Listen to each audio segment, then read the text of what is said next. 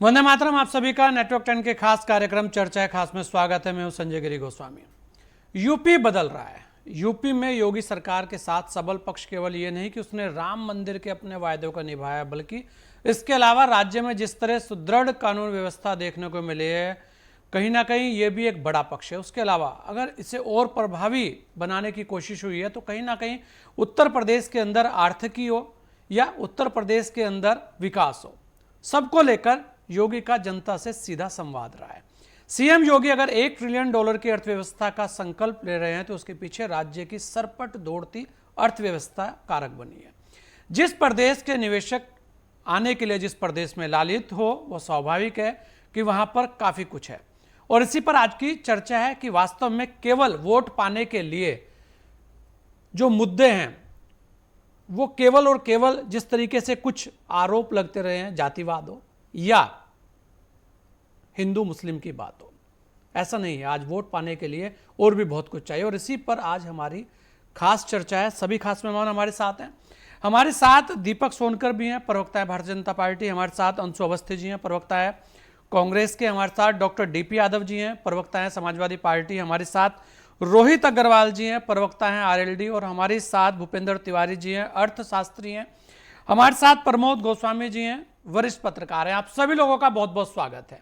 मैं सबसे पहले रोहित भाई आपके पास आ रहा हूं। ऐसा कहा जा रहा था रोहित भाई कि जब पैक्ट हुआ, जब जयंत जी गए, वैसे तो कहा जा रहा था कि डर कर गए, कोई कुछ कह रहा था, लेकिन यह भी एक बात आ रही थी कि राम लहर चल रही है तो शायद जो वोटों की राजनीति है वो केवल राम लहर से आ जाएगी। ऐसा सोचकर जयंत चौधरी वहां गए हैं कि जीतने के लिए वहां गए हैं। तो क्या आपको लगता है कि केवल वोट जो है केवल किसी लहर से मिल जाते हैं? देखिए संजय भाई, एक बात हमको आपको समझनी पड़ेगी कि राजनीति में विचारधारा बहुत इंपॉर्टेंट होती है और राजनीति में जनता के लिए काम करना बहुत इंपॉर्टेंट होता है, जनता के लिए सोचना बहुत इंपॉर्टेंट होता है, क्योंकि राजनीति में जनता ही मालिक होती है। हाँ। लोकतंत्र में जनता मालिक होती है। यहाँ कुछ लोगों की स्थिति ये है कि उन्होंने ये समझ रखा है कि सिर्फ गांधी नाम लिख लेने से वो शायद गांधी बन जाएंगे। तो स्थिति ये है, कुछ लोगों ने सोच रखा है कि सड़कों पे चल देंगे, जिस समय आपको अपने गठबंधन को मजबूत करना है उस समय आप सड़कों पे चल देंगे न्याय दिलाने, तो शायद जनता गुमराह हो जाएगी और इनको वोट दे देगी। परंतु आपको समझना पड़ेगा कि जब आप 24 आवर्स राजनीति करते हो, आप फुल टाइम पॉलिटिशियन होते हो, तो आपको ये समझना पड़ेगा कि आपके दरवाजे जनता के लिए 24 घंटा खुले होने चाहिए। जब आपको जनता के बीच में जाना होता है तब आप विदेश की यात्रा पे चले जाते हो। जब आपको एक्चुअल में अपने सहयोगियों के साथ बैठ के सीट डिवीजन की बात करनी चाहिए, मुद्दों की बात करनी चाहिए, उस समय आप सड़कों पे चल देते हो न्याय दिलाने। किसको न्याय दिला रहे हो, क्या मुद्दे हैं, कौन आहत हुआ चला जा रहा है जिसको न्याय दिला रहे हो। और जब न्याय दिलाने भी जाते हो तो बड़े बड़े बढ़िया डिजिटल कैमरे लगवा के बढ़िया फोटो शूट करवाते हो। कोई बात आपकी आती नहीं है मार्केट में, आपके सिर्फ आप चल रहे हो, बढ़िया एक अच्छा पीआर मैनेजमेंट हो रहा है आपका, इससे ज्यादा वहां पे कुछ होता नहीं है। और आप ऊट पटांग के ऐसे ऐसे बयान दे देते हो कि उत्तर प्रदेश में आओगे तो युवाओं को शराबी बता दोगे, वेस्ट बंगाल में जाओगे तो वहां पे आप ही के सहयोगी आपके ऊपर पत्थर चला देंगे। तो भाई आप स्थिति करना क्या चाहते हो, आपको ये समझना पड़ेगा ना। आप राजनीति करना चाहते हो या आप सिर्फ ये चाहते हो जनता का वोट कैसे भी मिल जाए, किसी भी तरीके से मिल जाए? यही रोहित भाई, मैं यही कह रहा हूं। रोहित भाई, सवाल यही है कि क्या जनता का वोट ऐसे मिल जाता है? क्या जनता का वोट, मैं फिर कह रहा हूं कि कह रहे थे कि केवल राम लहर है, राम के नाम पर वोट मांगा जा रहा है, क्या जनता केवल किसी नाम पर वोट दे देती है? क्या जनता को काम नहीं चाहिए? क्या जनता को रोजगार नहीं चाहिए? देखिए, भूखे पेट भजन नहीं होता संजय भाई। तो ये कह देना कि सिर्फ राम के नाम पे वोट मिल जाता है या राम के नाम पे भारतीय जनता पार्टी वोट मांग लेती है, तो ऐसा गलत होगा। ठीक है, जिस तरीके से आप देखिए कि उत्तर प्रदेश के अंदर 10 लाख करोड़ रुपए के ग्राउंड ब्रेकिंग सेरेमनी की है भारतीय जनता पार्टी ने। हाँ। वो हमसे आपसे छुपी हुई नहीं है। 43 लाख करोड़ रुपए के एमओयू साइन किए हैं उन्होंने जी। 100% एमओयू एग्जीक्यूट नहीं हो सकते, ये हर व्यक्ति जानता है। लेकिन आप समझिए, फेज 1 में अगर आपने 10 लाख करोड़ रुपए के एमओयू एग्जीक्यूट कर दिए, आपने धरातल पे उतार दिए, प्रधानमंत्री जी आए, उसका उद्घाटन करने के लिए आए, एक बड़ा कार्यक्रम किया, आपके सामने रखा, तो ये कोई छोटी बात नहीं होती है। आपके पास विजन है, आप निरंतर आप ये समझ रहे हैं कि आप किसानों के लिए, आप गन्ना किसानों की समस्या को कैसे सॉल्व कर रही है भारतीय जनता पार्टी। भाई 2017 से पहले भी सरकार थी, 2017 से पहले की सरकारों में 1-1 लाख करोड़ रुपए का बकाया था और वहीं पे भारतीय जनता पार्टी ने उस बैकलॉग को भी पूरा किया और आज गन्ना किसानों का रेट भी बढ़ाने का काम किया। 370 रुपए का आज रेट पहुंच गया है कि 370 रुपए गन्ना किसानों को दिए जा रहे हैं। तो ये तो भारतीय जनता पार्टी का ही विजन था ना। तो हमको और आपको ये समझना पड़ेगा संजय भाई कि जनता के जब काम करोगे, जनता के दिल में बसोगे, तब ईवीएम अपने आप हैक हो जाती है। यही बात है, ये बड़ी चीज है। और मैं सपा के प्रवक्ता में बिल्कुल रोहित भाई कि ईवीएम अपने आप हैक हो जाते हैं, क्योंकि जनता हैक करना जानती है। अगर काम होंगे तो वोट भी मिलेगा। डॉक्टर साहब देखिए, क्या है कि लगातार एक समय ऐसा भी था जब अखिलेश जी विकास की बात करते थे, तब कहते थे कि वास्तव में विकास पर वोट होना चाहिए। लेकिन अचानक आजकल आप देखेंगे कि एक ही बात चलती है कि या तो आदमी डरकर गठबंधन में जा रहा है, या वो एक लहर, एक जातिवाद, इस तरीके की बातें होती हैं। तो मैं आपसे भी, मेरा एक वही है डॉक्टर साहब कि क्या वोट पाने के लिए केवल राम लहर या केवल डर? आप कह रहे हैं कि ईडी सीबीआई का डर है, बहुत सारे लोगों को ये सारे आरोप लगे जो छोड़ के गए हैं, आपको भी छोड़ के गए हैं, आपने भी यही कहा कि जो हमारे यहां से गए हैं वो डर के गए हैं। क्या केवल डर की वजह से जो करोड़ों जनता के लोग हैं, जो वोटर हैं, वो वोट दे देंगे? तो वास्तव में जो धरातल पर काम है उसे लेकर आप क्या कहेंगे, क्योंकि बात काम की होनी चाहिए। बिल्कुल संजय जी, आपने बहुत अच्छी बात कही। काम की बात होनी चाहिए, धरातल के सच्चाई की, जो जमीनी हकीकत है उसकी बात होनी चाहिए। 2014 से लेकर के 2019 तक, और कहीं ना कहीं अब 2024 का लोकसभा चुनाव नजदीक आ गया है। गंगा में बहुत पानी बह चुका है, परिस्थितियां बदल गई हैं। 2014 में माननीय प्रधानमंत्री जी ने क्या क्या वादे किए थे, 2019 में उन्होंने कौन कौन से वादे किए, अब 2014 में कौन से वादे वो कर रहे हैं, उनकी गारंटी दे रहे हैं। देखिए, आप लोग देखते जा रहे हैं और पूरा देश देख रहा है। माननीय प्रधानमंत्री जी ने जिस प्रकार से वादा किया था कि हम किसानों की आय 2022 तक दोगुना कर देंगे, उन्होंने किसानों की आय के बारे में क्या किया, किसानों की आय किस प्रकार से दोगुनी होगी, इसका उन्होंने फ्रेमवर्क दिया कि नहीं दिया देशवासियों को। अब किसानों के हालात ये हो गए हैं कि रोहित भाई, बड़ा हमें आश्चर्य हो रहा था कि ये तो किसानों की पार्टी कही जाती है और किसानों की बात करते हैं और कह रहे हैं कि 370 रुपए दिया। मुझे बहुत आश्चर्य हुआ सुनकर के इस बात को रोहित भाई के मुख से, जबकि रोहित भाई ने इसी चैनल पर बैठ करके तमाम बातें किया था। उन्होंने कहा था कि 500 से रुपए प्रति क्विंटल से नीचे हम कोई समझौता नहीं करेंगे। लागत इतनी बढ़ गई है किसानों की कि कहीं ना कहीं अगर 370 रुपए या 350 400 रुपए दिया जाएगा तो उनकी लागत नहीं निकलेगी। रोहित भाई शायद इस पर पुनः विचार करेंगे और सरकार के ऊपर कहीं ना कहीं दबाव डालेंगे कि सरकार उसको जो है अगले साल ही एग्जीक्यूट करे, अगले साल ही उत्तर प्रदेश की सरकार करे, लेकिन उसको कम से कम 500 रुपए करे। तो राजनीतिक रूप से कहीं ना कहीं जो विचारधारा बदल जाती है, राजनीतिक कहीं ना कहीं जो आपके सिद्धांत बदल जाते हैं, समय के अनुसार बदल जाते हैं, तो उसमें आपको इस पर भी सोचना होगा। रोहित भाई देखिए, भाषण देना या अच्छी अच्छी बातें करना बहुत अच्छी बातें होती हैं, सब लोग देखते हैं सुनते हैं, लेकिन आज देखिए उत्तर प्रदेश के हालात क्या है। कानून व्यवस्था को लेकर के सरकार बहुत बड़े बड़े दावे करती है, जीरो टॉलरेंस की बात करती है। आज ही आपके जौनपुर में अपराधियों ने एक भारतीय जनता पार्टी के नेता की हत्या कर दी। भारतीय जनता पार्टी के लोग उस पर क्या जवाब देंगे? कहीं ना कहीं आज देश में और प्रदेश में चिकित्सा सुविधाओं के क्या हालात है संजय जी? जमीनी हकीकत जब हम आप जमीन पर जाते हैं, धरातल पर देखते हैं, तो सच्चाई पता चलती है। अस्पतालों के हालात ये है कि आज अस्पतालों में जो मूलभूत सुविधाएं मिलनी चाहिए वो नहीं मिल पा रही हैं। डॉक्टर सुबह 8 बजे आ जाते हैं, उनकी जब से ड्यूटी रहती है शुरू कर देते हैं, लेकिन जब वहां पर देखने को हम लोग जाते हैं, क्योंकि हम लोग जनप्रतिनिधि हैं, जब जाते हैं वहां पर किसी को परेशानी होती तो डॉक्टर कहता है क्या हम बेड लेकर के आएंगे घर से, हम दवा लेकर के आएंगे घर से, क्या हम यहाँ पर पैथोलॉजी खोल देंगे? हम तो अपनी ड्यूटी कर रहे हैं, लेकिन हमको जो मूलभूत सुविधाएं हैं वो तो मिलनी चाहिए। डॉक्टर साहब, आप ये देखिए कि आप एक बात कह रहे हैं और ये आप देखेंगे कि भारतीय जनता पार्टी का तीसरा टर्म अब लोकसभा में होने जा रहा है, जो अब चुनाव होंगे। ये तो आप मानेंगे 10 साल सत्ता में थे और लगभग 7 साल के लगभग अब भारतीय जनता पार्टी उत्तर प्रदेश में भी सत्ता में है। यानी कि 5 साल के कार्यकाल के बाद जो चुनाव हुआ था तब भी आपके यही मुद्दे थे, लेकिन जनता ने आपको नकारा। कारण क्या था? क्या आप वो मुद्दे पकड़ नहीं पाए या जनता को वो झूठ लगा? देखिए डॉक्टर साहब, आप बहुत बेबाक होकर बहुत सारी चीजें यहां पर आप बोलते भी हैं और मैं भी आपसे उम्मीद करूंगा कि कुछ वास्तविक बातें हों। आप कह रहे हैं कि ये सारे मुद्दे थे, मैं भी कह रहा हूं कि हाँ होंगे, शायद ऐसे मुद्दे होंगे, लेकिन जनता ने नकारा, 2 साल पहले ही नकारा, तो कमी कहां रही? बहुत अच्छी बात कही आप जी, बिल्कुल निश्चित रूप से आपने संजय जी आप बहुत अच्छी बात कही। देखिए, जनता को कभी कभी मुद्दे थोड़ी देर बाद समझ में आते हैं, मुझे कोई गुरेज नहीं है और इसको कहने में आपके टीवी चैनल के माध्यम से कोई संकोच नहीं है।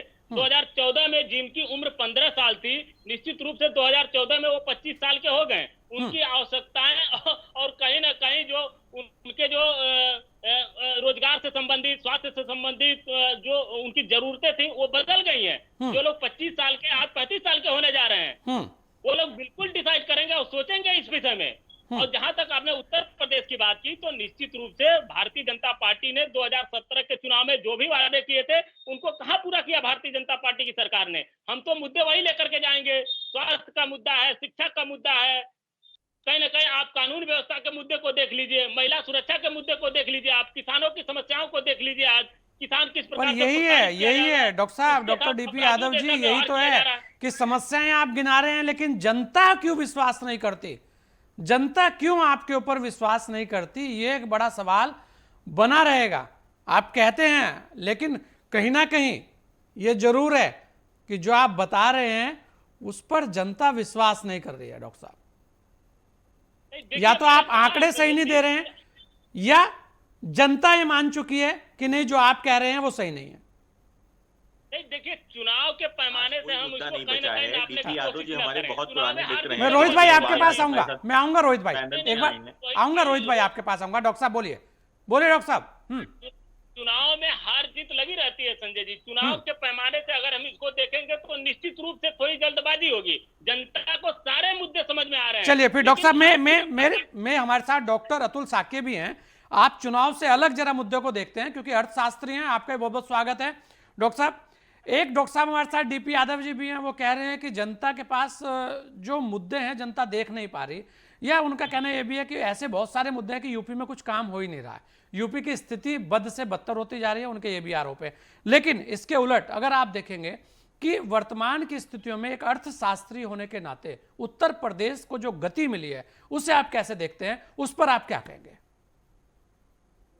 देखिए, जो अभी आप लोग चर्चा कर रहे हैं, चर्चा के केंद्र में, क्योंकि किसी भी चर्चा के कई सारे एंगल्स होते हैं जी, एक समस्या कई तरीके से देखी जाती है। आप राजनीतिक विश्लेषक हैं, आप राजनीतिक दृष्टिकोण से उसका मूल्यांकन कर सकते हैं, लेकिन मूलतः अगर अर्थव्यवस्था के दृष्टिकोण से देखा जाए तो इसमें कोई भी शक नहीं है कि अर्थव्यवस्था पुराने दृष्टिकोण से आगे निकलकर मॉडर्न टाइप कर रही है, आधुनिकीकरण हो रहा है, विकास अर्थव्यवस्था में हो रहा है, इसमें कोई शक नहीं। लेकिन ये बात एक प्राकृतिक दर भी है। हर चीज अपने पुराने समय से निकलकर नए समय में प्रवेश करती है, पुरानी अर्थव्यवस्थाएं नई हो जाती हैं। सरकार ने इसमें थोड़ा सा बूस्टिंग डोज दिया है, सरकार का प्रयास भी इसमें प्रशंसनीय है। इसमें कोई शक नहीं है कि वर्तमान सरकार विकास नहीं कर रही है। विकास पुरानी सरकारों ने भी कुछ ना कुछ किया होगा। मैं अगर निष्पक्ष होकर कहना चाहूं तो 76-77 सालों की इस आजादी में जिन जिन लोगों ने शासन किया, उन लोगों ने प्रदेश को भी और इस देश को भी कुछ ना कुछ किया। उसमें ये बात आती है कि जो मेन मूल मुद्दा है इस अर्थव्यवस्था में, दो चीजें बहुत इंपॉर्टेंट है। एक है गरीब, जो मजदूर और श्रमिक वर्ग, इन तक एक्सेसिबिलिटी कैसी है मूलभूत सुविधाओं की। गिरी सर, ये आप हम सब मानते हैं कि हम जितना भी मूल्यांकन करते हैं, मिडिल क्लास का आकार बढ़ा है, और इस सरकार ने मिडिल क्लास को, जो पहली सरकारें थी इनका सारा थ्रेशोल्ड नीचे वाली जनता पर रहता था, इस सरकार का थ्रेशोल्ड मिडिल क्लास पर आया है। मिडिल क्लास के लिविंग स्टैंडर्ड में अपग्रेडेशन देखे जा रहे हैं, इलेक्ट्रॉनिक्स के क्षेत्र में विकास हो रहा है, उत्तर प्रदेश में भी कहीं ना कहीं निवेश बढ़ रहा है। इसमें कोई शक नहीं है कि जो यूपी समिट्स हो रही हैं या ग्लोबल समिट्स के दौरान जो माननीय प्रधानमंत्री जी या माननीय मुख्यमंत्री जी तमाम तरह के निवेशकों को आकर्षित करने की तमाम आर्थिक योजनाएं ला रहे हैं। नवीनीकृत दृष्टिकोण है उत्तर प्रदेश की सरकार का भी और इस केंद्र की सरकार का भी। लेकिन एक दुविधाजनक बात है कि जो राइट विंग की पॉलिटिक्स है, जहां पर समाज को या सबको प्रश्न करना चाहिए सरकार को कि सरकार की नीति में जो राइट विंग है, जो दक्षिणपंथी जो ताकतें हैं, वो दक्षिणपंथी ताकतें एक सीमा से ज्यादा हावी हो रही। विकास के दृष्टिकोण से देखा जाए तो सरकार ने पुरानी सरकारों से बराबर या उसके आगे भी विकास किया है। बहुत सारे नए निर्माण है, मेट्रोज के नए नए भी उद्घाटन हो रहे हैं, हाईवेज के भी निर्माण हो ही रहे हैं। चित्रकूट का हाईवे, जो बुंदेलखंड बिल्कुल पृथक रहता था, तो गोरखपुर को और बुंदेलखंड को जो जोड़ने का माननीय मुख्यमंत्री जी ने अविस्मरणीय प्रयास किया है। ये भी अपने आप में हम आप सब जानते हैं, गिरिसर की बुंदेलखंड हमेशा सूखे से प्रभावित रहता था। अर्थव्यवस्था में निश्चित तौर पर कुछ ना कुछ खुशहाल देखा जा सकता है। बजट का आकार बढ़ा है। आप ये देखिए ना, आप ये देखिए डॉक्टर साहब, एक और बड़ी चीज है अतुल जी कि एक जिला एक उत्पाद, जिसको लेकर ये कहा जाता था पहले कि भाई क्या है यहाँ पर ऐसा क्या है, नाम होता था, उस जिले के लोग जानते थे कि हमारे यहाँ ऐसा है। लेकिन उसको अंतरराष्ट्रीय स्तर पर पहुंचाना, तो ये कुछ तो दिखाता है कि वास्तव में एक नयापन उत्तर प्रदेश अब ले रहा है। इस तरीके की बहुत सारी चीजें हैं, ये तो मैं एक छोटा सा उदाहरण दिया। हाँ, नहीं, आप तमाम योजनाओं के साथ बिल्कुल सही बात कह रहे हैं कि तमाम योजनाओं के साथ ये सरकार आई है, नया रंग लेकर आई है, नई तकनीकें लेकर आई है।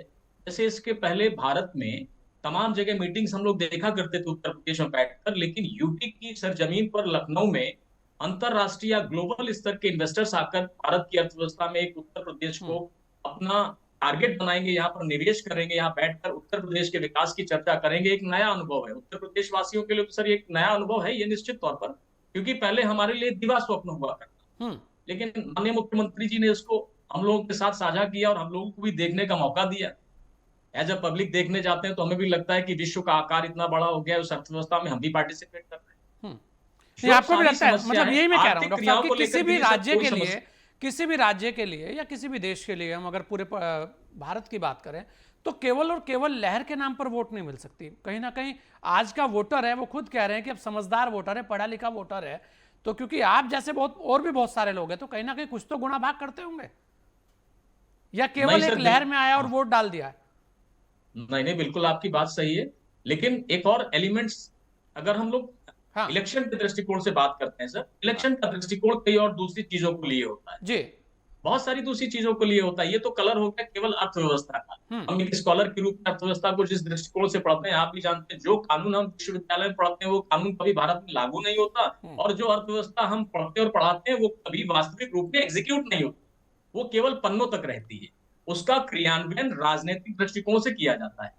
अब बजट तो आपने दिया, लेकिन लाभार्थी के चयन में आपने किन मानकों को अपनाया, यहाँ आपकी गुणात्मक विश्लेषण की बात होती है। भारत में सोशल ऑडिट ना होने से दुखद स्थिति यह है कि किसी भी सरकार का मूल्यांकन प्रॉपर हो नहीं पाता है। चलिए, बिल्कुल, मूल्यांकन करने के लिए तो आप जैसे बहुत सारे और भी लोग बैठे हैं, उसी मूल्यांकन को लेकर तो बात कर रहे हैं। हमारे साथ प्रमोद गोस्वामी जी भी हैं, वरिष्ठ पत्रकार हैं। प्रमोद जी, अगर क्योंकि राजनीति को लेकर बात हो रही है, 2024 को लेकर बात हो रही है, और बात उत्तर प्रदेश को लेकर हो रही है, जहां लोकसभा की 80 सीटें आती हैं, और ऐसे में दोनों प्रवक्ताओं का आपने सुना, अर्थशास्त्री हमारे साथ डॉक्टर अतुल भी हैं, उनको भी आपने सुना।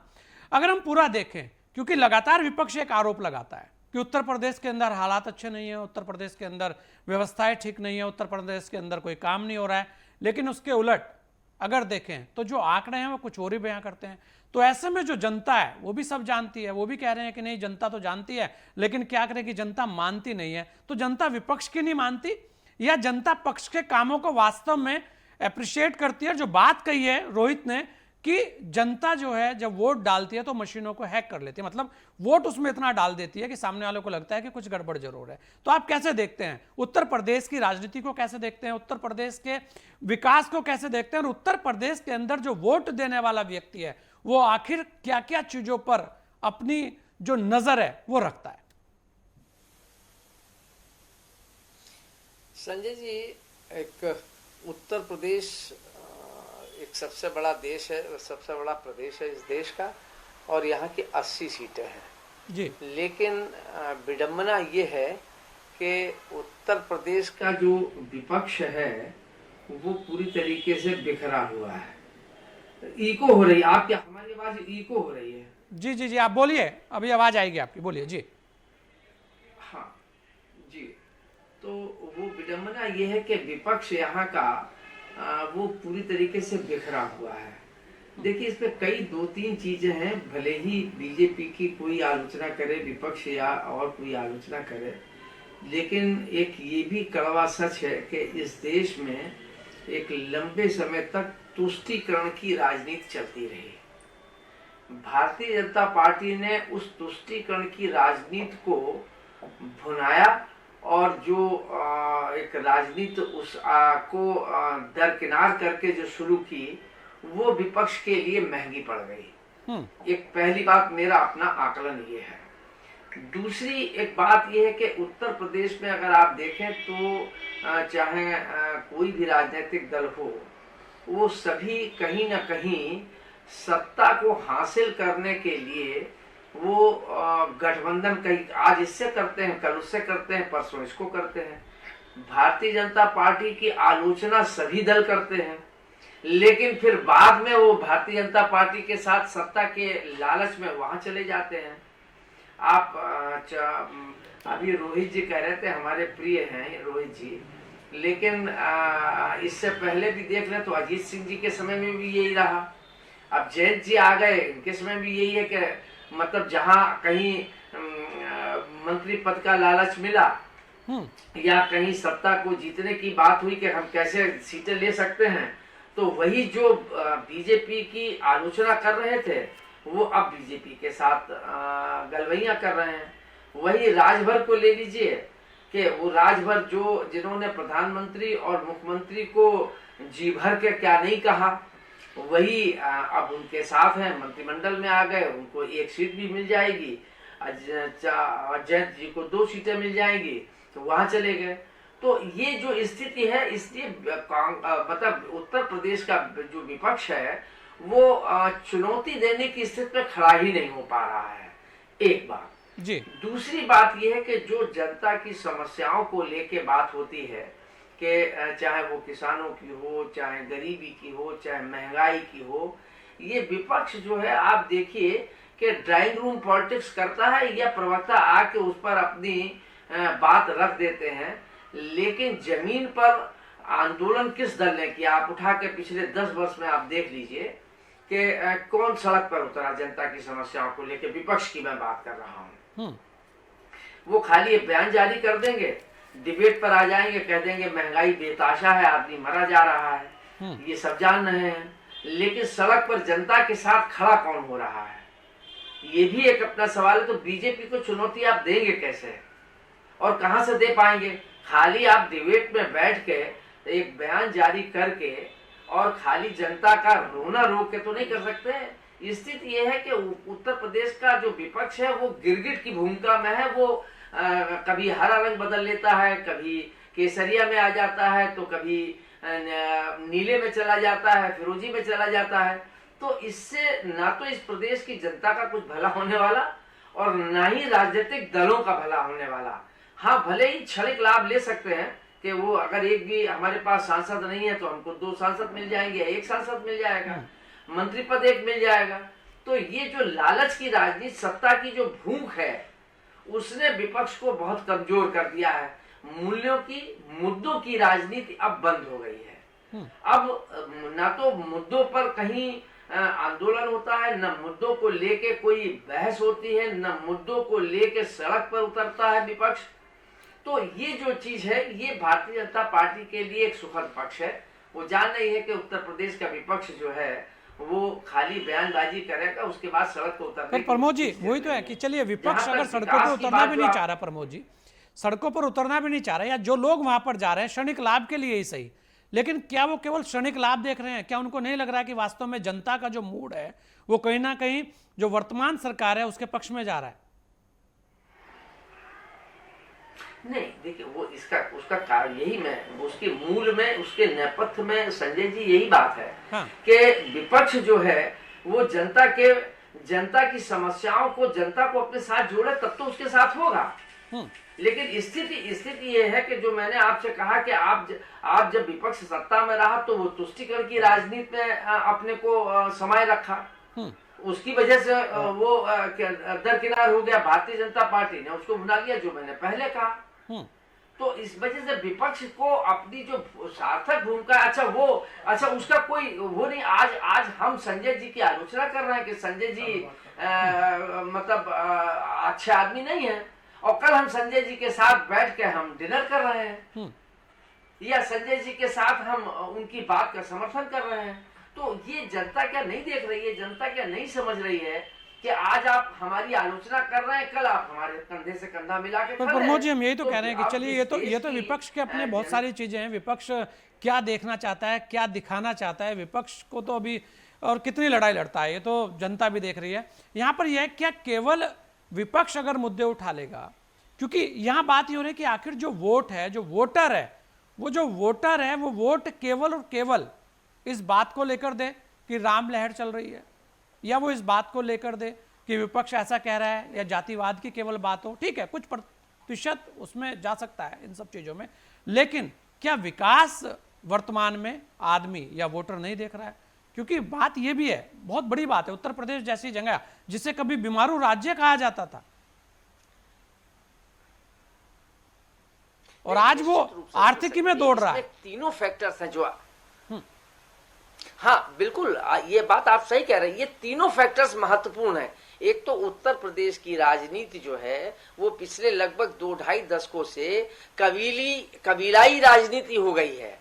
कबीलों में, जातिगत कबीलों में बट गए हैं और उसी हिसाब से समीकरण भारतीय जनता पार्टी भी बैठा रही है और ये समीकरण बैठाने की कोशिश करते हैं, वो बात बनती नहीं है। वोटों का बंटवारा अगर आप देख लें तो लगभग 60% या 65% जो है विपक्ष पे है, मतों का अगर संख्या देख लें, आंकड़े देख लें, और 35 से 40% के बीच में भारतीय जनता पार्टी के पास है। लेकिन वो चूंकि डिवाइड है और जातिगत समीकरणों में बटे हुए हैं। आप देख लिए भारतीय जनता पार्टी ने मतलब 80 का दावा किया। 80 तो खैर वो एक राजनीतिक बयान है और दावा करना भी चाहिए, जो कोई भी राजनीतिक दल हो। वो अब अखिलेश जी ने कहा कि हम 80 में एक भी नहीं जीतने देंगे, ये तो दावे है राजनीतिक। लेकिन आप देखिए भारतीय जनता पार्टी राजनीति कर रही है और राजनीति के सारे समीकरणों को बैठाने की कोशिश कर रही है और बैठा भी दिए हैं। उसने जातिगत समीकरण देखिए, पश्चिम उत्तर प्रदेश में जो इंडिया गठबंधन बना था जिसमें 7 सीटें जयंत जी को दे दी गई थी, उसमें से वहां उन्होंने अपनी तरफ ले लिया और जैन जी को तो जाट समुदाय को उन्होंने साध लिया। आप इधर पूर्वांचल में आ जाइए, राजभर को ले लिया, निषाद को ले लिया, अनुप्रिया पटेल जी की पार्टी को ले लिया। वो लिए सब लोग हैं, लेकिन उनका जाने का कारण भी तो होगा प्रमोद जी। उनको भी तो लग रहा होगा कि भारतीय जनता पार्टी के जो सरकार है वो वास्तव में जनता के लिए कुछ तो काम कर रही होगी, क्योंकि ऐसे ही वो उनके पास क्यों नहीं जा रहे? विपक्ष के भी तो है, इंडिया गठबंधन भी तो है, क्यों नहीं लगता उन्हें कि उनकी सरकार आ सकती है? क्यों नहीं लग रहा कि मैं इसी पर आ रहा हूं आपके पास। हाँ। इसमें कोई दो राय नहीं है कि इस पिछले 10 वर्षों में चाहे केंद्र हो और चाहे उत्तर प्रदेश हो, हाँ। यहाँ पर विकास के काम हुए हैं। मतलब ये अपनी जगह पर एक सवाल विपक्ष उठा सकता है कि महंगाई बढ़ी है, इसमें कोई दो राय नहीं। रोजगार की अपनी सीमाएं हैं, लेकिन रोजगार को दूसरे ढंग से रोजगार को दे के मतलब नौकरी न दे के और रोजगार के साधन बना के उसके भी साधन दिए गए हैं। गरीबों को खाद्यान्न योजना भी दी गई है। 10 लाख निवेश के लिए जो यहाँ इतने प्रयास किए गए विदेशों से, जैसा भी शाख साहब ने कहा, निश्चित रूप से वहां आए। जो शाख साहब ने अभी एक बात बिल्कुल सही कही कि जो बुंदेलखंड क्षेत्र है वो हमेशा उपेक्षित रहा, उसको पैकेज दिए जाते रहे लेकिन वहां कोई रिजल्ट ओरिएंटेड नहीं रहा। लेकिन वहां पर फैक्ट्रियां डाली गई, वहां की पानी की समस्याओं का सुधार किया गया, इसमें कोई दो राय नहीं। पिछले 10 वर्षों में प्रदेश में विकास कार्य हुए हैं और जो 1 डिस्ट्रिक्ट 1 प्रोडक्ट है उसको भी जो ये योजना इनकी बड़ी महत्वपूर्ण है। दूसरी बात, अगर पिछले देखें तो लगभग 3 दशकों से, जहां तक मैंने देखा है कि 3 दशकों से जो चुनाव होते रहे वो हमेशा लॉ एंड ऑर्डर के मुद्दे पर होते रहे हैं। आप देखें तो जो संगठित अपराध है निश्चित रूप से योगी जी ने उस पर प्रभावी अंकुश लगाया है। जहां तक अभी ये बात डॉक्टर यादव जी ने कही कि रायबरेली में घटना हो गई भाजपा के उस पर, तो ये चीजें तो इतने बड़े प्रदेश में ये तो चीजें होती ही रहेंगी। चलिए, ये तो कुछ ना कुछ चाहिए भी ना, विपक्ष भी कहेगा क्या? ये तो प्रमोद जी विपक्ष को कुछ ना कुछ तो चाहिए। अगर राम नहीं, बिल्कुल राम राज्य आ जाएगा ये तो संभव नहीं है। ये अंशु अवस्थी भी हमारे साथ है, कांग्रेस के प्रवक्ता है। अंशु जी क्या लगता है आपको, क्योंकि उत्तर प्रदेश की बात हो रही है, 80 सीटों की बात हो रही है, ये भी बात हो रही है कि आखिर विपक्ष को लेकर बहुत सारे तीर बहुत सारे लोगों ने छोड़े आपके सामने, आपने सुना भी है कि विपक्ष केवल ये कहकर चुनाव में जाए कि यहाँ कुछ काम ही नहीं हुए हैं, यहाँ पे तो बहुत बुरे हालात हैं, बदतर हालात हैं, और उसके बाद भी जनता ना माने तो क्या? तो विपक्ष की कमी कहाँ रह जाती है? दूसरी बात, क्या विपक्ष जो जन आंदोलन होते थे उन्हें भूल गया, क्योंकि ये भी बात हो रही है, या केवल अपनी गठबंधन की राजनीति में कि मेरी सीट बच जाए और मेरे पल्ले कुछ आ जाए, इसी को लेकर दांवपेच की बात में उलझ जाता है? देखिए, जो एक विपक्ष की सकारात्मक भूमिका होनी चाहिए लगातार है और हम उस भूमिका का निर्वहन कर रहे हैं, कांग्रेस पार्टी कर रही है। पूरे देश में अगर एक विपक्ष की उम्मीद बनकर कोई निकल कर आया तो कांग्रेस से इंडिया गठबंधन है। एक मजबूत गठबंधन बना है और लोगों में भरोसा भी है। क्योंकि 70% वोट भारतीय जनता पार्टी के खिलाफ है। राहुल गांधी जी ने भी पूरे देश में भारत जोड़ो यात्रा की थी, पूरे देश में भारत जोड़ो यात्रा की और करोड़ों करोड़ लोग जुड़े। उसके बाद में फिर से भारत जोड़ो न्याय यात्रा मणिपुर से मुंबई तक निकाली। हमने महंगाई बेरोजगारी को लेकर जो प्रदर्शन है, जो सरकार के सामने बात रखनी चाहिए सदन से लेकर सड़क तक, उन सभी कामों को करने का काम किया। अब ये है कि जनता क्यों नहीं समझना चाह रही है, ये गंभीर प्रश्न है। देखिए ये जो भी तीर हैं तो हम उन्हें सकारात्मक लेते हैं, क्योंकि ये हमारे लिए चैलेंज है कि इतनी सब बातें होने के बाद भी ऐसा क्यों हो रहा है। तो उसके पीछे ये है कि एक जो परसेप्शन बिल्डअप किया जा रहा है, कोशिश की जा रही है कि विपक्ष को कमजोर दिखाने की, एक परसेप्शन की भारतीय जनता पार्टी को कोई हरा नहीं सकता, इस तरीके का जो परसेप्शन की बात अभी तक थी। लेकिन अब नहीं, क्योंकि इंडिया गठबंधन जब से बना है तब से ये बात बीजेपी भी समझ रही है कि ये 70% वोट अगर एक साथ वोट हुआ और बीजेपी को 35% वोट मिला तो परिणाम क्या होंगे सभी जानते हैं। तो अब इस बात को लेके वो कोशिश कर रहे हैं कि किस तरह से तोड़फोड़ की जाए। कभी अखिलेश यादव जी को सीबीआई की नोटिस भेजी जा रही है, कभी मायावती जी को बार बार वो किया जा रहा है, परेशान करने की कोशिश, लेकिन इससे कोई फर्क नहीं पड़ेगा। देखिए जनता ने बदलाव का मन बना लिया। दूसरा, बहन कुमारी मायावती जी की पार्टी है, प्रमोद गोस्वामी जी वरिष्ठ पत्रकार है। बहुजन समाज पार्टी ने कभी भी सड़क पर उतर कर प्रदर्शन नहीं किए और जाति समीकरणों को साध कर वो सत्ता में हमेशा आए। तो आप ये समझिए कि इस बार जो कॉम्बिनेशन है, इस बार जो किसान है, इस बार दलित वर्ग है, पिछड़े लोग हैं, सभी एक साथ इकट्ठा हो रहे हैं। जो गरीब सवर्ण भी हैं वो भी एक साथ आ रहे हैं, क्योंकि बीजेपी ने किसी को भी नहीं बख्शा, सबको ठगने का काम किया है। उत्तर प्रदेश के विकास की बात हो रही थी, वरिष्ठ अर्थशास्त्री बैठे हुए, पिछले कुछ जो पिछले वित्तीय वर्ष का बजट था उससे सरकार ने इस बार बढ़ा दिया। हमारे सीधे सवाल थे कि जब पिछली बार बजट आया और बहुत महत्वपूर्ण विभाग, सिंचाई विभाग, पीडब्ल्यूडी, इसके साथ में दूसरे अन्य स्वास्थ्य विभाग, शिक्षा, मतलब कि टोटल बजट का 40% ही खर्च कर पाए, बजट ही नहीं खर्च हुआ, तो बढ़ाने का क्या उद्देश्य रह जाता है। सभी समझिए, अगर हमारी जेब में 10 रुपए हैं और हम 4 ही खर्चा कर पा रहे हैं और उसके बाद हम बजट में फिर से जेब में 14 रुपए रख लो, तो क्या फायदा उससे। कोई नई योजना नहीं लाई गई, कोई नई स्कीम नहीं लाई गई। 45 साल में सबसे ज्यादा बेरोजगारी है। तो हम तो कहते हैं कि प्रदेश का विकास हो, विपक्ष के नाते हम सकारात्मक भूमिका अदा करेंगे, लेकिन विकास सिर्फ और सिर्फ अखबारों में है, प्रचार में है। धरातल पर अगर होता तो अभी उत्तर प्रदेश से करीब 15,000 नौजवान जो स्किल्ड वर्कर हैं वो इजराइल जा रहे हैं काम करने। आप लखनऊ के, उत्तर प्रदेश की राजधानी लखनऊ के ITI अलीगंज में उनको भर्ती को लेकर कार्यक्रम चल रहा है। आप देख लीजिए, वहां पर पैरामिलिट्री स्टाफ लगाने पड़ रहा है, क्योंकि प्रदेश में रोजगार है ही नहीं। ये जो अर्थव्यवस्था है ये जॉबलेस GDP है।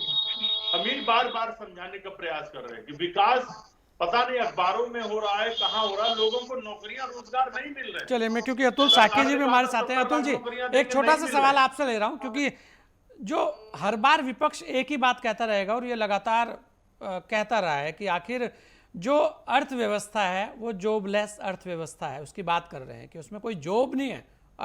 तो आखिर जो अर्थव्यवस्था है फिर उसको लेकर सवाल जब इतने सारे हैं कि जब रोजगार ही नहीं आना तो फिर उस अर्थव्यवस्था पर बात करने का क्या फायदा। अगर अर्थव्यवस्था खराब है तो भी सवाल है, अर्थव्यवस्था सही है तो भी सवाल है। बिल्कुल गोस्वामी सर, ये बात बिल्कुल आपकी ठीक है। जो हमारे साथी प्रवक्ता साथी कह रहे हैं, वो दो अलग अलग एज और दो अलग अलग युगों की बात है। मैं पहले बिल्कुल स्पष्ट कर दूं, जिस राजनीति की हम बात करते हैं, देश का 3% व्यक्ति केवल राजनीति में इन्वॉल्व होता है और 97% लोगों के लिए निर्णय करता है। एक बहुत ही जो भ्रामक प्रचार किया जाता है कि कभी भी देश का मजदूर और किसान तो पॉलिटिक्स का हिस्सा ही नहीं होता है। जो सक्रिय पॉलिटिक्स में, देश की 3% पॉपुलेशन केवल सक्रिय पॉलिटिक्स का हिस्सा है, और सारा आरोप केवल अर्थशास्त्री या अर्थव्यवस्था पर मढ़कर इस तरह से हम लोग नहीं पीछा छुड़ा सकते। कांग्रेस की भी सरकार बड़ी लंबे समय तक रही है। अगर कांग्रेस ने AITU की स्थापना 1920 में हुई थी, all India trade union Congress, Lala Lajpat Rai के समय में, अब देखिए उस समय से लेकर आज तक के श्रमिक को कांग्रेस ने मुक्ति नहीं दी। अगर कुछ बहुत जमीनी योजनाएं बनानी है तो 3% लोग, राजनीति करने वाले लोग, अगर अर्थव्यवस्था और राजनीति के सही मायने समझेंगे तब तो कुछ होगा। नहीं अतुल जी, बिल्कुल वो तो समझने के लिए भी, क्योंकि वो बहुत एक विषय ब्रॉड हो जाएगा। मैं ये कह रहा हूं कि आखिर अर्थव्यवस्था का कितना बड़ा योगदान किसी भी प्रदेश के लिए होता है? अर्थव्यवस्था का देखिए योगदान क्या है। अर्थव्यवस्था में श्रमिकों का और मजदूरों का, किसानों का योगदान होता है। अर्थव्यवस्था केवल 2 लोगों से बनती है। हाँ। अर्थव्यवस्था के निर्माता किसान और श्रमिक होते हैं, लेबर और फार्मर, यही 2 यूनिट है जो उत्पादक होती हैं। बाकी लोग तो कन्वीनर और सुपरवाइजर्स होते हैं उत्पादन के। अगर उत्तर प्रदेश की अर्थव्यवस्था बढ़ी है तो कहीं ना कहीं योगदान तो आया ना, और योगदान कैसे आएगा अतुल जी? हाँ, अभी अवस्थी सर ने एक अच्छे पॉइंट पे एक बात की कि अगर आप इनलार्ज बजट को प्रस्तुत करते हैं और उसमें देखिए राजकोषीय घाटा 3.5 से आगे एक्सीड हो रहा है। राजकोषीय घाटा भी अपने आप में पिछली सरकार के लिए चिंता का विषय था। हाँ। इस बजट में भी राजकोषीय घाटा नहीं काटा जा रहा है। इसका मतलब क्या है कि हमारा जो कर से इनकम हो रही है वो घट रही है। तो ये हमारे पास पॉपुलेशन साइज बढ़ रहा है सर। जिस समय की कांग्रेस की बात कर रहे हैं उसमें 16 करोड़ आबादी थी, 22 करोड़ का स्टेट हो गया है। तो आप ये देखिए 8 से 10 करोड़ या 6 करोड़ का जो इजाफा हुआ है उसके हिसाब से अगर संरचनाएं बढ़ रही हैं तो उसे भी अर्थव्यवस्था के तुलनीय दृष्टिकोण से देखिए। अब सेल्फ एम्प्लॉयमेंट को देखिए, उत्तर प्रदेश में सेल्फ एम्प्लॉयमेंट और गवर्नमेंट एम्प्लॉयमेंट, एक बात बिल्कुल मानता हूँ, सरकार के पास सीमित संसाधन है, इसलिए न विपक्ष को कहने का मौका है न पक्ष को, क्योंकि 60 साल के लिए सरकारी कर्मचारी भर्ती होता है। तो जो भर्ती आज हो गई वहां पर सैचुरेशन तो आना ही आना है। सरकारें सबको रोजगार नहीं दे सकती है तो दिमाग से निकाल और जो पॉपुलेशन में बढ़ रही है, पॉपुलेशन के हिसाब से सरकार को उस पर कोई बात नहीं करता। मैं बिल्कुल सर, आपकी बात सही है, यहाँ मैं आपके साथ खड़ा हूं, क्योंकि देखिए सरकार से रोजगार की उम्मीद करना और खुद की स्किल को ना बढ़ाना या खुद भी जॉब के लिए ना हंट करना, ये भी एक घोर मतलब अन्याय की बात है। सरकारें सबके हाथ में रोजगार नहीं दे सकती। ये बात किसी भी तरह के दल के द्वारा की जाए, सरकार रोजगार नहीं दे रही है ऐसा कुछ नहीं है। ये लोगों को भी अपने स्तर पर सोचना पड़ेगा। लेकिन सरकार कहां पर खड़ी है?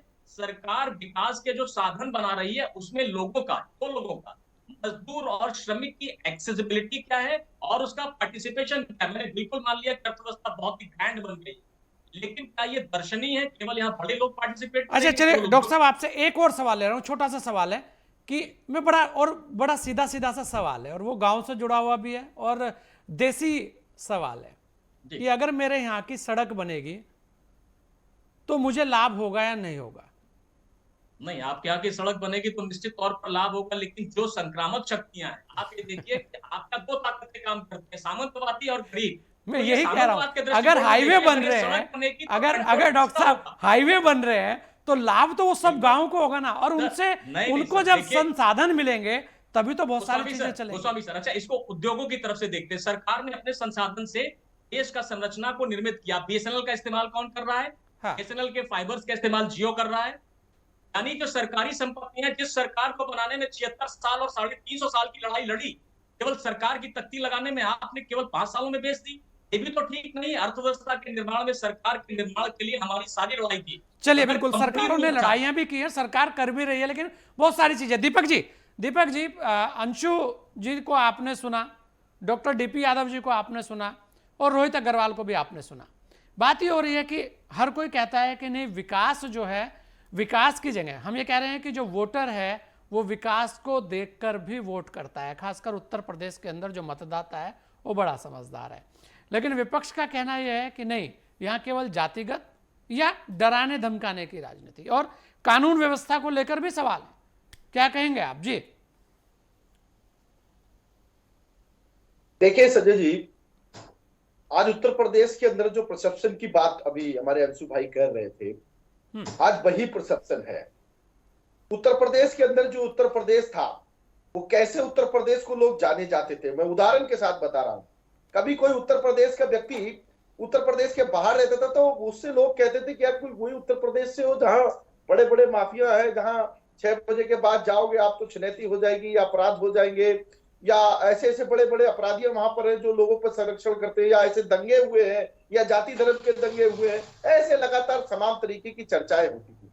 ये चर्चाएं नहीं होती थी कि आज बड़े बड़े एक्सप्रेस वे बने हुए हैं, ये चर्चाएं नहीं होती थी कि बड़े बड़े मेडिकल कॉलेज बने हुए हैं।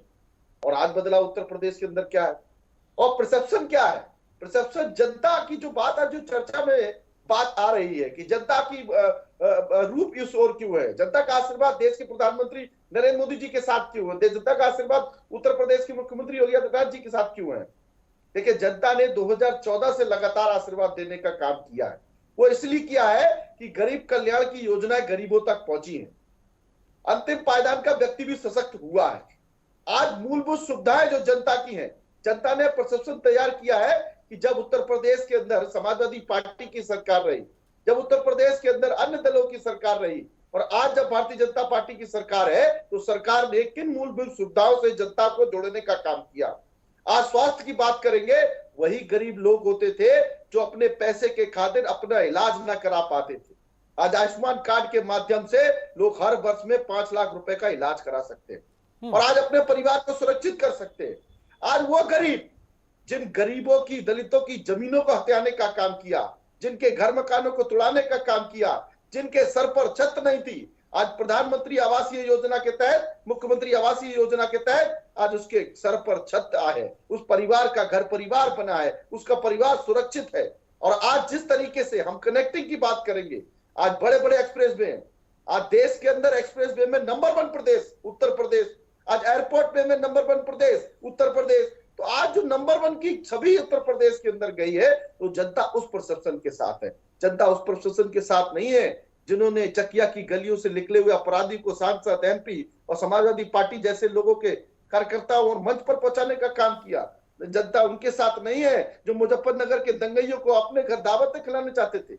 आज जनता उनके साथ है जो मूलभूत सुविधाओं के साथ बड़ा है, जो उनकी योजनाओं के साथ खड़ा है, जो उनके व्यवस्थाओं के साथ खड़ा है। और इसीलिए जनता निश्चित तौर पर जो आज परसेप्शन बढ़ा हुआ है, वो देश के प्रधानमंत्री नरेंद्र मोदी जी की तरफ है, उत्तर प्रदेश के मुख्यमंत्री योगी आदित्यनाथ जी की तरफ है। बहुत सारी चर्चाएं आई रोजगार की। मैं यादव जी से पूछना चाहता हूं, जब 2012 से 17 तक समाजवादी पार्टी की सरकार रही, तो कितना रोजगार आपने उत्तर प्रदेश की जनता को सरकारी रोजगार से जोड़ने का काम किया? मात्र 1.5 लाख रोजगार। क्या उत्तर प्रदेश में 1.5 लाख लोग दिखाई दिए थे आपको? और आज रोजगार के साथ जब 2017 से 2022 तक 3.5 लाख लोगों को रोजगार से, सरकारी नौकरी से जोड़ने के साथ आज युवा अपने व्यापार को डेवलप कैसे कर सके, अपना उद्यमी कुछ बन सके, अपना कैसे खुद से व्यापार खड़ा कर सके, लोगों में भी सोच है। आज नए स्टूडेंट से आप बात करिए, आप नए युवा से बात करिए कि मैं स्वयं में अपना व्यापार खड़ा करना चाहता हूं, मैं स्वयं में अपना बिजनेसमैन बनना चाहता हूं।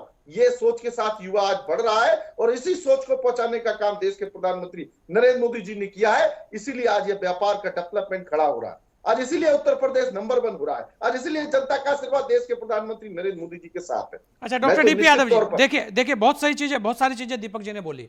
मैं एक सवाल आपसे ले रहा हूं और जल्दी से अपनी बात रखिएगा क्योंकि समय कम है, 2 लोगों से और भी मुझे एक लाइन लेनी है।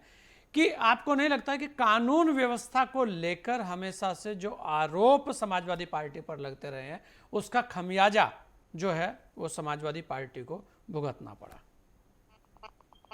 संजय जी, देखिए, एक अंग्रेजी की बहुत मशहूर कहावत है कि perception is more dangerous than reality. जो परसेप्शन होता है वो वास्तविकता से बहुत ज्यादा खतरनाक होता है। तो भारतीय जनता पार्टी के बारे में जो परसेप्शन बनाने की कोशिश की जा रही है, परिस्थिति, धरातल की सच्चाई, जमीनी हकीकत बिल्कुल उलट है। अभी हमारे दीपक भाई बहुत बड़ी बड़ी बातें कर रहे थे। जल्दी से अपनी बात रखिएगा। आप बात को घुमाकर दूसरी जगह ले गए डॉक्टर साहब। जी, शायद ये भूल गए दीपक भाई कि उत्तर प्रदेश को अब एक पेपर लीक प्रदेश के रूप में देखा जा रहा है, जहां पर 50 लाख युवा पुलिस भर्ती के लिए आवेदन करता है, लेकिन सरकार पारदर्शी तरीके से उस परीक्षा को नहीं करा पाती है। इस रूप में देखा रहा है। अब देखिए, जब युवाओं की बात मैंने की, 50 लाख युवकों की बात की, नौकरी देने की बात की, तो दीपक भाई की बौखलाहट अपने आप बाहर आ गई। पर डॉक्टर साहब, आप बताइए ना, क्यों आपके ऊपर इस तरीके के आरोप लगते रहे कि समाजवादी पार्टी कानून व्यवस्था को लेकर बहुत एक सख्त नहीं है या वहां पर माफियाओं का राज हो जाता है? ये आरोप तो लगते रहे। इसे तो आप मैं मानता हूं इस बात को। परसेप्शन ये बनाया गया था और भारतीय जनता पार्टी के द्वारा बनाया गया था। हाँ, चलिए, परसेप्शन बना और आप उस परसेप्शन को तोड़ नहीं पाए, आप कोई काट से नहीं निकाल पाए, तो आप मानते हैं। देखिए रोहित भाई मुस्कुरा रहे हैं, जल्दी से जवाब दे दीजिएगा 1 मिनट में। रोहित भाई, हाँ, देखिए, एक बात हमको आपको समझनी पड़ेगी कि जो पॉपुलेशन होती है वो आपकी स्ट्रेंथ भी होती है, आपकी वीकनेस भी होती है। स्ट्रेंथ ऐसे होती है कि आज अगर विश्व की मार्केट हिंदुस्तान की तरफ देख रही है तो वो आपकी पॉपुलेशन की वजह से ही देख रही है, क्योंकि आपकी पॉपुलेशन की कंज्यूमिंग पावर बढ़ी है। आपकी पॉपुलेशन ज्यादा होने के कारण उनके प्रोडक्ट बिकने के चांसेस ज्यादा होते हैं। दूसरी बात आपको एक समझनी पड़ेगी कि आप आगे बढ़ रहे हैं, विकसित भारत में आप, तो आप एक ही रूढ़िवादी व्यवस्था में नहीं रह सकते। आप सिर्फ ये नहीं कह सकते कि सरकारी नौकरी ही चाहिए हमें। आज के युवा की सोच बदल रही है, उसका कहीं ना कहीं आप देखिए सरकारी नौकरी में कितने ज्यादा इस्तीफे आ रहे हैं नौकरी होने के बाद। उसका रीजन यही है कि युवा की एक सोच बदल रही है और वो स्वरोजगार की तरफ कहीं ना कहीं बिल्कुल स्वरोजगार की तरफ आज का युवा जा रहा है। जी अंशु अवस्थी जी जल्दी से अपनी बात रखिएगा क्योंकि बिल्कुल समय कम है। जी यह है कि भारतीय जनता पार्टी कोई भी प्रदेश के आम आदमी, आम युवा के लिए काम नहीं कर सकती।